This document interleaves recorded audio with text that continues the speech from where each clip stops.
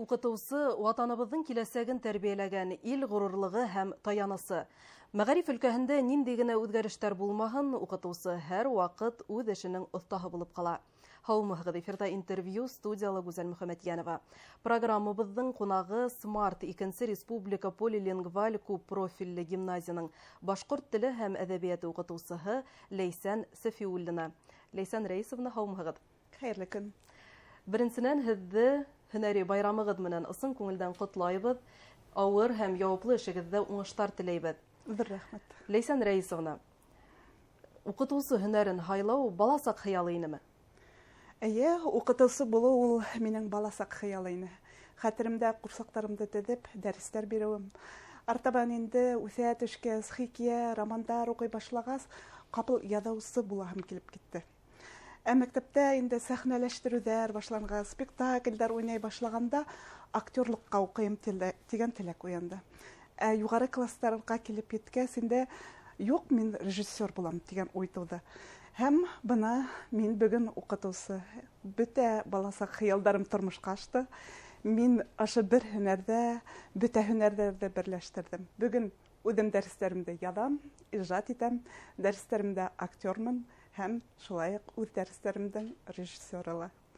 Шулай ук укучыларга килгәндә лә һез режиссерларны ла укытасыз дип әйтергә буласак, укытучыларны ла шулай бит. Ил теләсәгән укытабыз. Хезмәт юллыгызны кайда, нинди мәктәптә башланыгыз? Беренче дәресегезне хәтерләйсезме? Сибай институтының башкорт теле һәм әдәбияты бүлеген 2006 елда тәмамланым. Һәм артабан язмышым мине Өфө каласына әйдәне. Хәтеремдә эшләгән вакыттар. Тәүдә 2-3 мәктәпкә бардым. Директорлар менән әңгәмәләштем. Тик ниңәлер был минең мөхит түгел, минең урын түгел, һәм шундай тойгылар калдырды ул мәктәптәр. Артабан иң адактан булып Черниковка бистәһендә урынлашкан 42-нче башкорт лицейына бардым. Директор каршы алды ла, минең һезгә вакытым бик кыска, 1 минут вакыт һезгә, әйтергә теләгәнегезне әйтегез дине.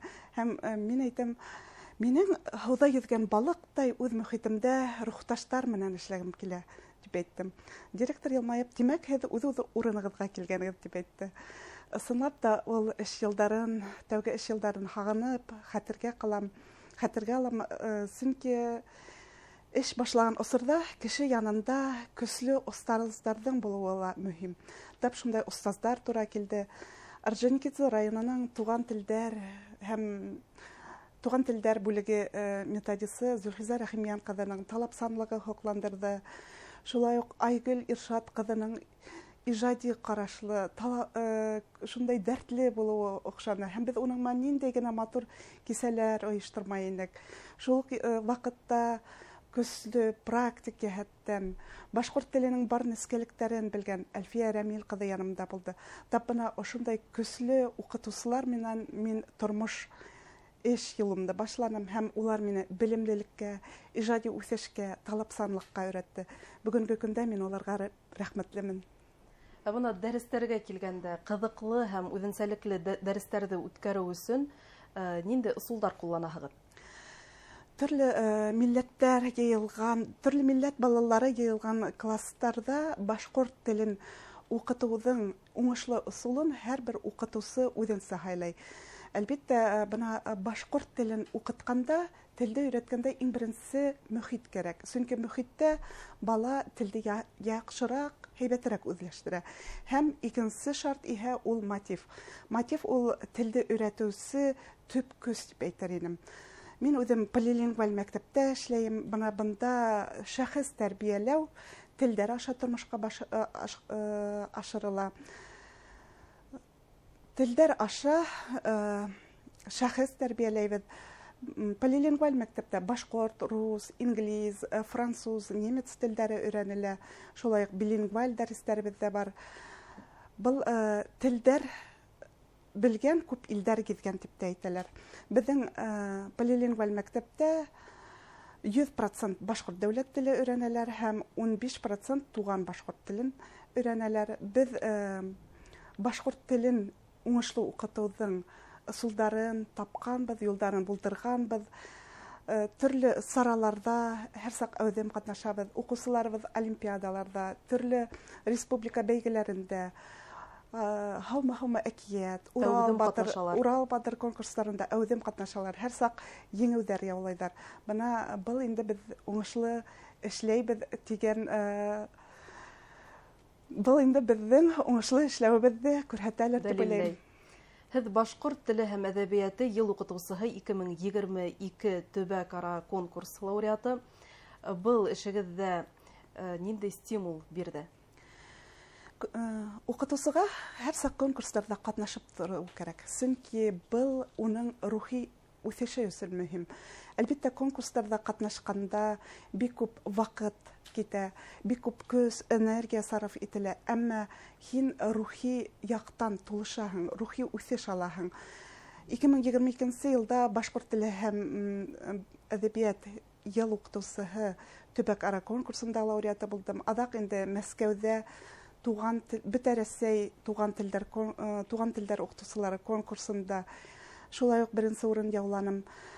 Бына был конкурстар миңә ҡанат бирҙе, артабан эшләргә көс бирҙе. Һәм быйылғы йылда инде грантта ҡатнаштым. Бында иң яҡшы уҡытыусылар 200 меңлек грант менән бүләкләнделәр. Бына ошо конкурста еңеү бәхетенә өлгәштем. Конкурста яҡшы һөҙөмтәләргә ирешеү өсөн нимә мөһим? Ниндәй сифаттарға ия булырға кәрәк?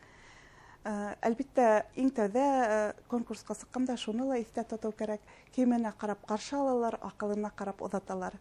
Унан конкурс ул әлбиттә стресс, ҙур ғына стресс. Шул саҡта эргәңдә рухташ уҡытыусыларҙың булыуы мөһим, фекерҙәш уҡытыусыларҙың. Мин конкурсҡа сыҡҡан ваҡытта һәр ваҡыт 2 кеше янымда, ул үҙемдең һеңлем һәм иң яҡын әхирәтем. Улар да башҡорт теле уҡытыусылары. Улар менән беҙ бер-беребеҙҙе ишетә беләбеҙ, бер-беребеҙҙе аңлай беләбеҙ һәм бер-беребеҙҙең фекеребеҙҙе артабан үҫтерә алабыҙ. Шуға ла беҙ бына өстағандай бергә эшләйбеҙ. Шулай уҡ беҙҙең полилингваль гимназия директоры Радик улы йыш ҡына әйтә: мыжымағыҙ, эшләгеҙ. Бына ошо ысынлап та конкурсҡа сыҡтым, ни эшләргә, нисек артабан нисек был еңеүгә ирешергә тип мыжырға түгел, эшләргә кәрәк. Сөнки ваҡыт мыжыуға түгел, негативҡа китмәй, ижадҡа китә. Ижад инде һәр саҡ табыш. Әйе, килешәм, әлбиттә. Конкурстарда еңеүҙәр ул юғары бейеклектәргә үрләргә тағы ла ҙур стимул булып тора. Эйе, эйе. Бына уҡытыусының эше мәктәптән сығып китеү менән тамамланмай, өйөнә йөрөп ҡайта бит инде. Ғаиләгеҙгә ваҡыт ҡаламы? Йыш ҡына эштә үҙемдең коллегаларымды ла күҙәтәм. Өҫтәл тулы 99 дәфтәр, унан тыш төрлө саралар, олимпиада, ата-әсәләрҙең 100 һорауы. Һәм бына ошо саҡта уҡытыусыға нимә мөһим? Әлбиттә, ғаилә терәге бик ныҡ мөһим. Үҙемдең ғаиләмә килгәндә, улар миңә көс бирә, улар минең таянысым.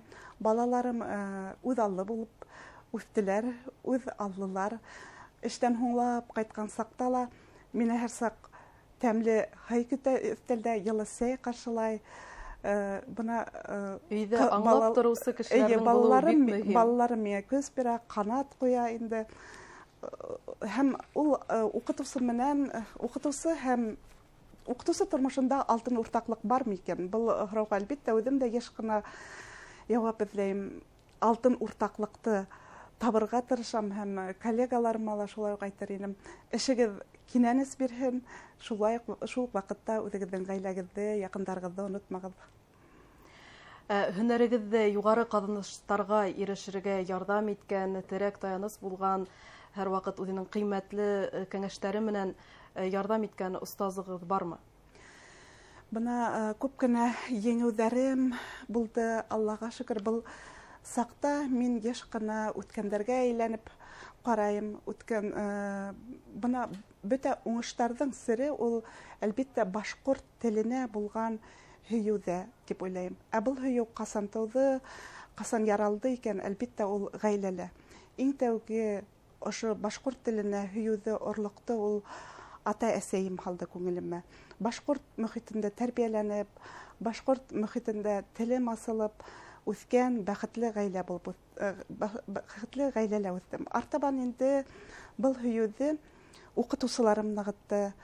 Сибай Ургейдерс ауыл мәктәбендә, Сибай гимназия интернатында, Сибай институтында шундай абруйлы укытыусылар осраны һәм улар бына башҡорт теле беҙҙең үҙебеҙҙең уҡытҡанда беҙҙең төп ҡоралыбыҙ, төп көсөбөҙ икән төшөндөрҙө.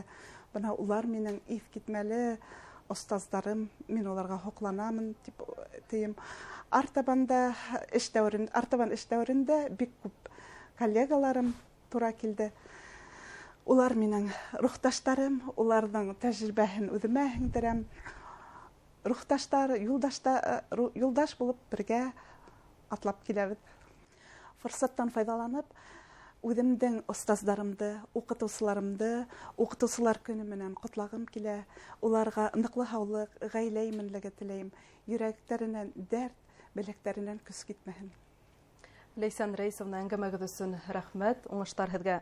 Хәтерегеҙгә төшөрәбеҙ, студиябыҙ ҡунағы Смарт 2-нсе Республика полилингваль күп профиле гимназияның башҡорт теле һәм әҙәбиәте уҡытыусыһы Ләйсән Сафиуллина булды. Мәғариф өлкәһендә хеҙмәт иткән барлыҡ уҡытыусыларҙы һөнәри байрамдары менән ҡотлайбыҙ. Һау булығыҙ.